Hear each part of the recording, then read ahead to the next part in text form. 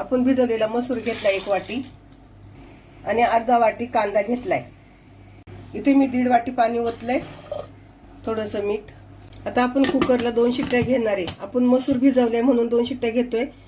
तुम्ही जर तसाच मसूर टाकला तर तुम्ही 3 किंवा 4 शिट्ट्या घ्या। इथे आपण मिक्सरच्या भांड्यामध्ये 2 टमाटर कापून घेतलेत, त्यामध्ये लसूण आणि आलं, आणि ते आपण 5-6 काजू घेतलेत, भिजून घेतलेत गरम पाण्यात 10 मिनिटं। आता हे आपण मिक्सरला बारीक करून घेऊ।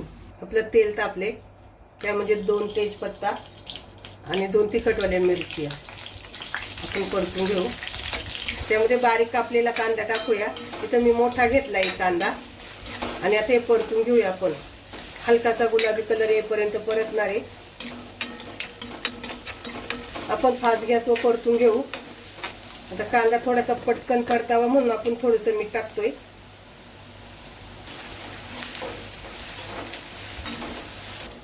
कांद्याला हलकासा गुलाबी रंग आलाय।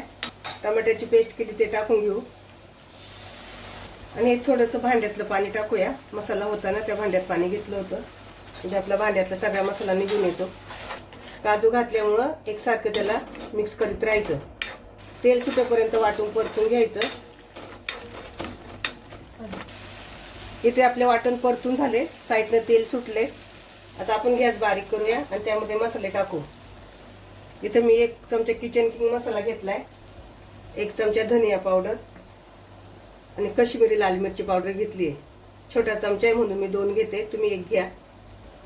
आणि तुम्हाला इथं तिखट जर पाहिजे असेल तर थोडंसं लाल तिखट मसाला घालायचा, अर्धा चमचा, कारण आपण तिखट मिरच्या पहिल्या घातलेल्या आहे। ते चांगलं परतून घेऊ। तुमच्याकडे किचन किंग मसाला नसेल तर गरम मसाला टाकला तरी चालेल, नाहीतर मग अख्खा मसाला भाजून बारीक करून टाका। इथं छान तेल सुटले। आता आपण उकडून घेतलेला मसूर त्यामध्ये टाकून घेऊ आणि मिक्स करूया। आता हे थोडं घट्ट झाले, यामध्ये आपण गरम पाणी ओतूया। अगदी थोडंसं ओतले, अर्धा ग्लास।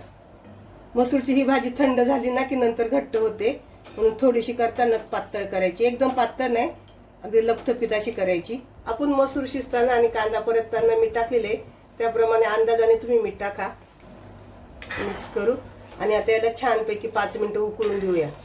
आपला खाण्यासाठी अख्खा मसूर तयार आहे। आपण गॅस बंद करू, त्यामध्ये थोडंसं बटर टाकूया।